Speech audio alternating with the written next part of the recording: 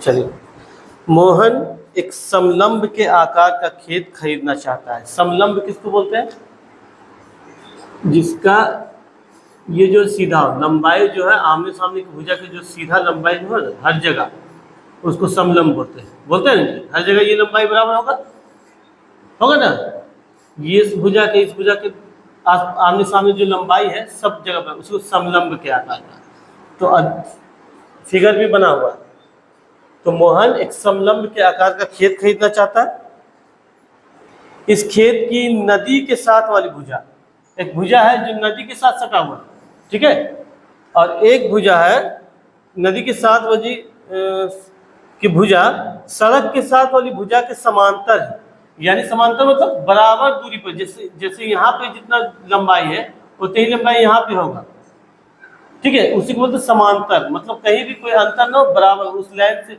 उधर भी भुजा बराबर है, इधर भी सीधा, ये मान लो सीधा, उधर भी सीधा है और इधर भी सीधा है, और लंबाई में दो गुनी है। कौन लंबाई में दो गुनी? ये नदी के साथ वाली भुजा दो गुना लंबा। अगर ये 10 हो तो ये 20 होगा, ये 100 होगा तो ये 200 होगा। ये ना मतलब हुआ दो गुनी है नदी के साथ वाली भुजा। जनरली हम ऊपर वाला को समलंब में ऊपर वाला को ए मानते हैं, नीचे वाला को बी मानते हैं, तब ना, क्योंकि फॉर्मूला समलंब का क्षेत्रफल क्या फॉर्मूला है? बोलिए, भूल गए? 1/2 इंटू ए प्लस बी, 1/2 कोस्ट ए प्लस बी इंटू एच, ये है ना। इस समलंब का हमेशा के लिए याद रखो, समलंब चतुर्भुज का ये जो है फॉर्मूला है क्षेत्रफल का। यदि इस खेत का क्षेत्रफल, तो खेत का क्षेत्रफल मतलब इसका क्षेत्रफल भी दिया हुआ है।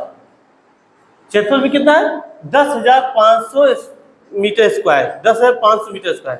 तो दो समांतर भुजाओं के बीच की लंबवत दूरी, और ये भुजा और वो भुजा के बीच की दूरी जो है 100 मीटर है। कितना है? 100 मीटर है। तो नदी के साथ वाली भुजा की लंबाई क्या कीजिए? हमें तो नदी सड़क के साथ वाली भुजा भी नहीं मालूम है, लेकिन बोल रहा है नदी के साथ वाली भुजा की लंबाई ज्ञात करें। तो अगर कोई भी मालूम हो जाए, ये मालूम हो जाएगा तो वो पता चल जाएगा, अब वो मालूम है तो ये पता चल जाएगा ना, क्योंकि दो गुना है ना। अगर ये 100 है, पता चल गया हाँ बी जो है नदी के साथ वाला 100 होता है, कितना होगा वो? 50 होगा। तो बोल रहा है इसका हमको पता करना है कि नदी के साथ वाली क्या है, वो पता कीजिए बी क्या है।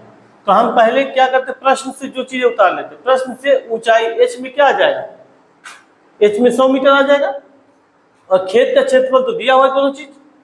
अब हम मान लेते, माना कि a बराबर x, इसको x मान लेते हैं, और b बराबर 2x ऑटोमेटिक हो जाएगा। क्यों?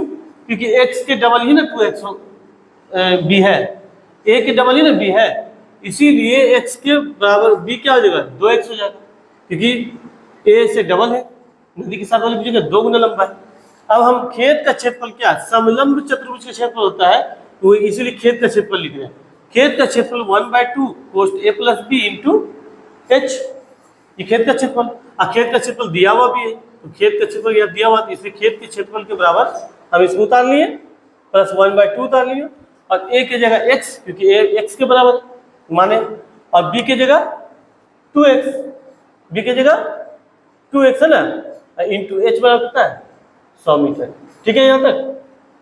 अब इसके आगे क्या है, सब सॉल्यूशन करते जाओ, देखो सॉल्व करते जाओ, हो जाएगा सब क्लियर। 10,500 मीटर स्क्वायर बराबर 3x होगा कि नहीं? 2x और 1 3x हुआ ना, 3x को 1/2 से मल्टीप्लाई करें क्या होगा?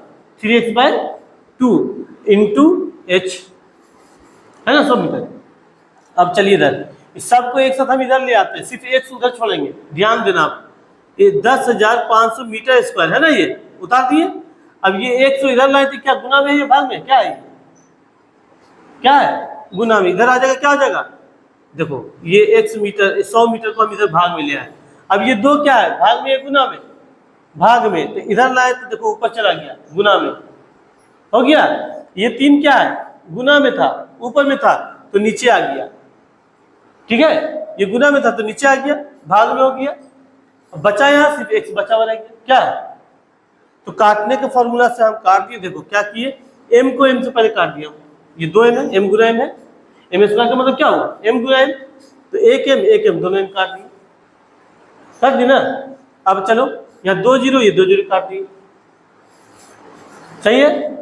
105 को 3 से काट देंगे, क्योंकि 1 और 5 6 होता है, 6 3 से काटता है, इसलिए कट जाएगा। 3 के टेबल से काटे, 3 बार में 9 आया, एक बच्चा इसमें चला गया और 3 × 5 = 15 हो गया। ठीक है, कोई दिक्कत है इसमें?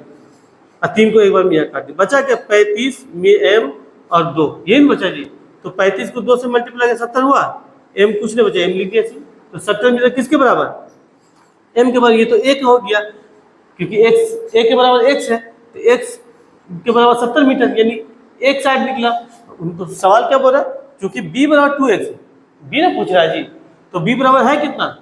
2x है, तो 2x है तो क्या होगा 2 गुना x का मान रखिए, x कितना है 70 मीटर, बराबर कितना हो जाएगा 140 मीटर। ये क्या है? यहाँ से यहाँ की लंबाई अब 140 मीटर है, तो ये कितना है 70। ये तो बोल रहा है निकालने के लिए, पता चल गया होगी क्या? आपको पता करना है ये, इसमें कहीं दिक्कत है ना? चलिए